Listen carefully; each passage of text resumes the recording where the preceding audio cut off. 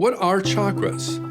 Chakras are energy centers within the auric field that are focal points for consciousness and the flow and expression of spiritual power. There is a link up in the auric field of these chakras. Now, the word comes from Sanskrit for wheel of force or wheel of light. And there are 7 of these chakras that we work with, and they're affecting us right this very minute. The chakras are essential because they are the place where you forge your spiritual metal, where you're really controlling the energies of your life and the energies of the auric field themselves. Now, the knowledge of the chakras goes back to the most ancient of times, but these were very secret teachings for a very long time.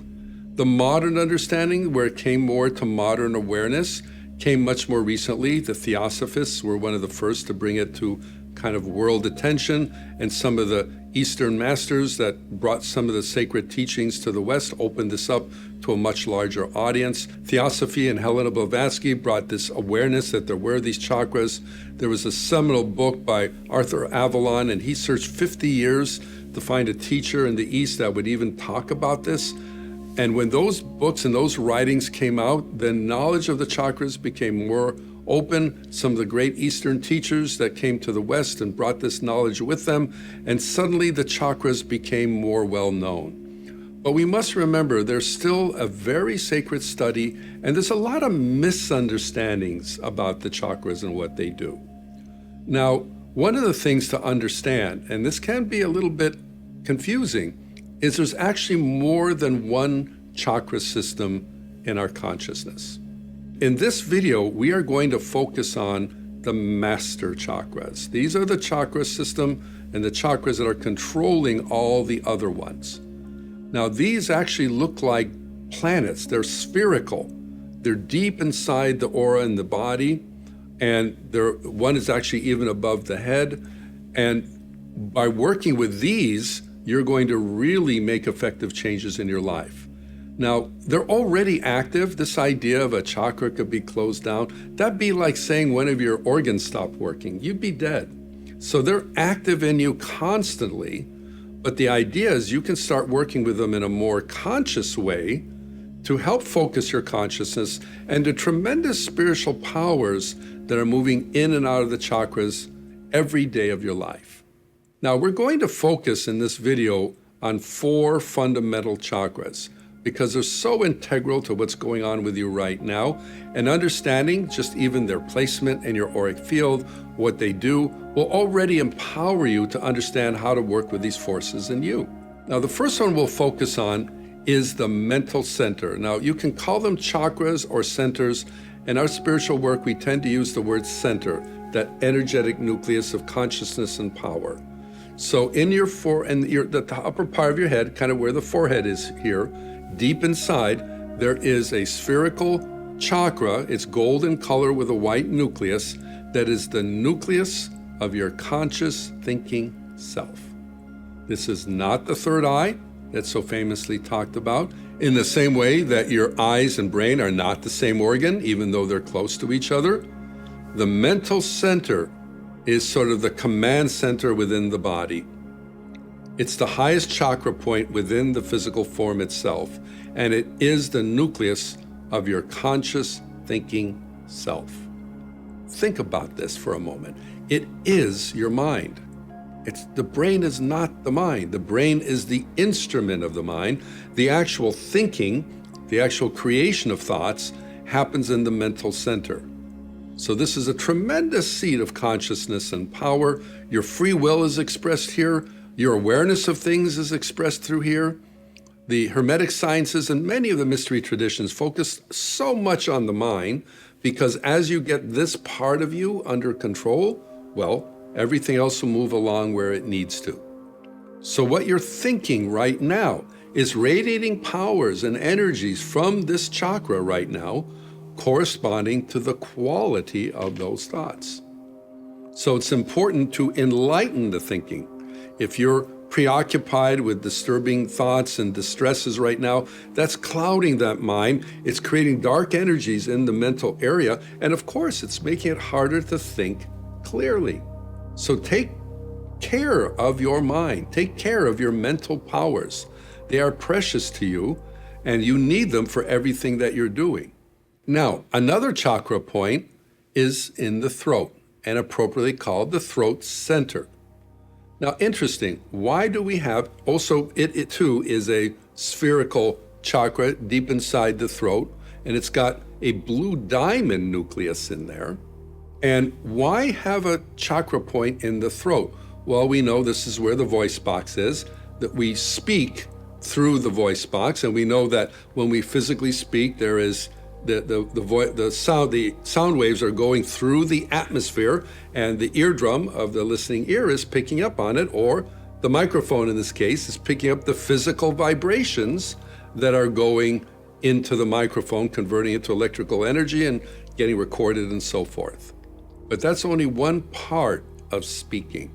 There is a spiritual component to the words we speak. I'm not talking about a recorded sound right now.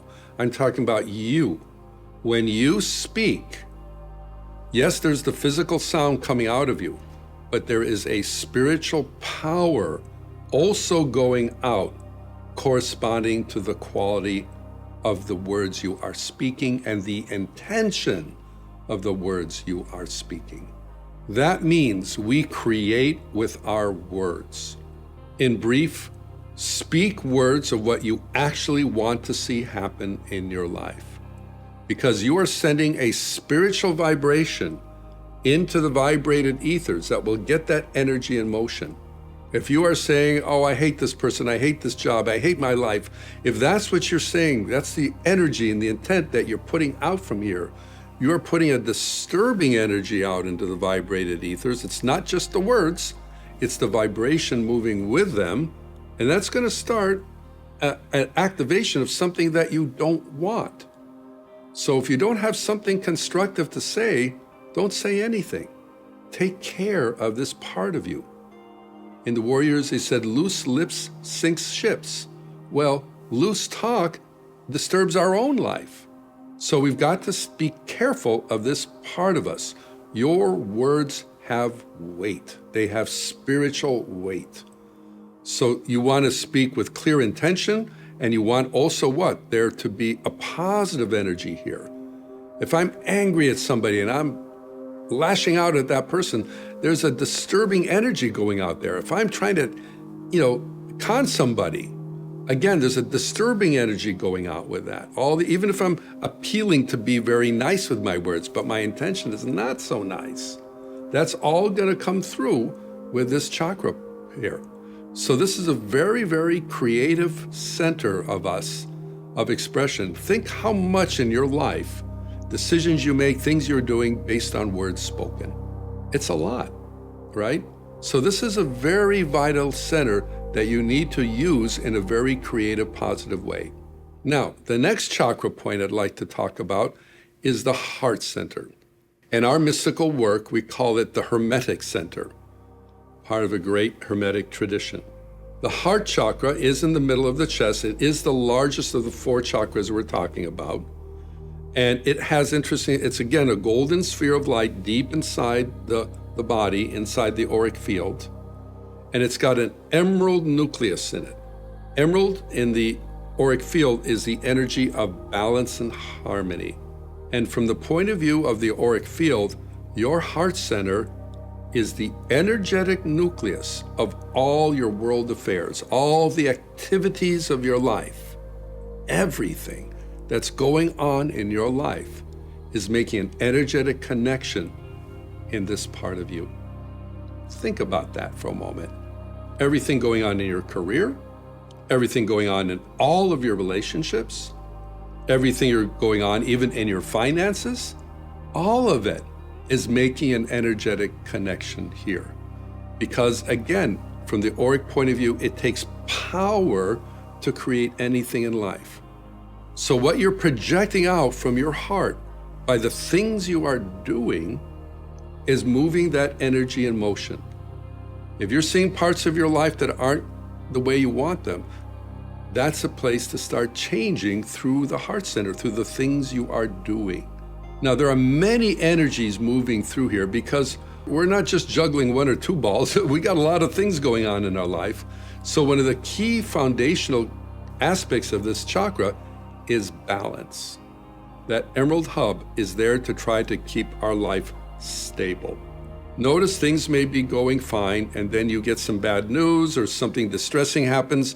And it's not just the distress, it kind of throws you off. You can't even think right at work, or now it carries into something going on in your home life. It's like your canoe got tipped over. Now, we are going to get thrown curveballs in our life, but the key is to stay balanced. And if it did tip us a little bit, to bring that ship back into balance, even if we don't have the answers. Because the key with this chakra point is harmony and everything in its divine order, divine place, even if you don't have all the answers of life readily at hand. If you can stay in balance, if you can stay in rhythm, in spiritual rhythm, then things will work out. It's a lot to talk about this part of us. Now, the last one I'd like to share with you today is a fascinating chakra. It's in the solar plexus area by the navel. This is the emotional center. How fascinating, right? Again, it's a golden sphere. This time it has a pink nucleus deep inside the body, deep inside the auric field. And this chakra point is the energetic nucleus of your feeling nature. Everything that you are emoting, your emotional life right now, is radiating qualities and energies from this part of you, from your emotional center. Isn't that interesting?